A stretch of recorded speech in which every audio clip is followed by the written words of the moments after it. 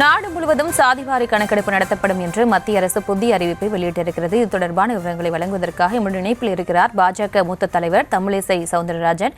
Ma'am வணக்கம். தற்போது மத்திய அரசு இந்த அறிவிப்பை வெளியிட்டிருக்கிறது, இது தொடர்பான உங்களுடைய பார்வை?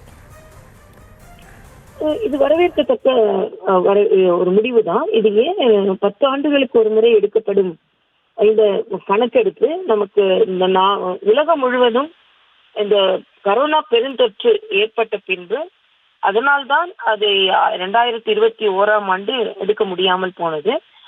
2021 ஆண்டு கரோனா தொற்றிற்கு பின்பு கரோனாவின் பின்விளைவுகள், பின்பு தேர்தல் இவையெல்லாம் வந்ததனால்தான் அவை கொண்டு செல்லப்படவில்லை, நடத்தப்படவில்லை. ஆனால் திராவிட முன்னேற்ற கழகம் போன்ற கட்சிகள் எல்லாம் தெலுங்கானாவில் அந்த மாநில கட்சி அதை செய்தது, பீகாரில் அந்த மாநில அரசு செய்தது, தமிழகத்திலும் அதை செய்திருக்கலாம். ஆனால் தொடர்ந்து மத்திய அரசின் மீது குறை சொல்லிக் கொண்டிருந்தார்கள். மத்திய அரசு எப்பொழுது எது செய்ய வேண்டுமோ அதை சரியாக செய்வார்கள் என்பதற்கு இன்று சாதிவாரி கணக்கெடுப்பிற்கு அவர்கள் அறிவித்திருக்கிறார்கள். இது எந்த சமூகத்திற்கு அதிக பிரதிநிதித்துவம் வேண்டும், எந்த சமூகம் பின்தங்கி இருக்கிறது, எந்த குறிப்பாக பழங்குடி மக்கள் எந்த அளவிற்கு தங்களது முக்கியத்துவத்தை பிரதிநிதித்துவத்தை பெற்றிருக்கிறார்கள், கல்வி பொருளாதாரத்தில் எந்த நிலையில் இருக்கிறார்கள், இவை எல்லாம் பார்த்து அவர்களுக்கான பிரதிநிதித்துவத்தையும் அவர்களுக்கான சேவையும் அவர்களுக்கான உதவியும் செய்வதற்கு வசதியாக இருக்கும்.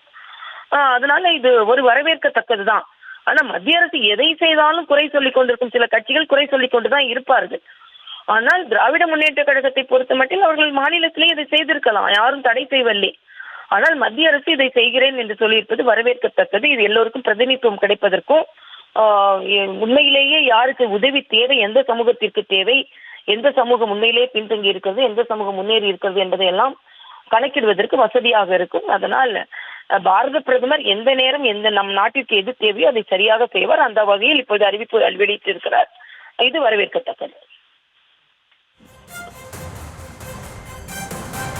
இணைப்பில் வந்து உங்களுடைய கருத்துக்களை பகிர்ந்து கொண்டதற்கு நன்றி.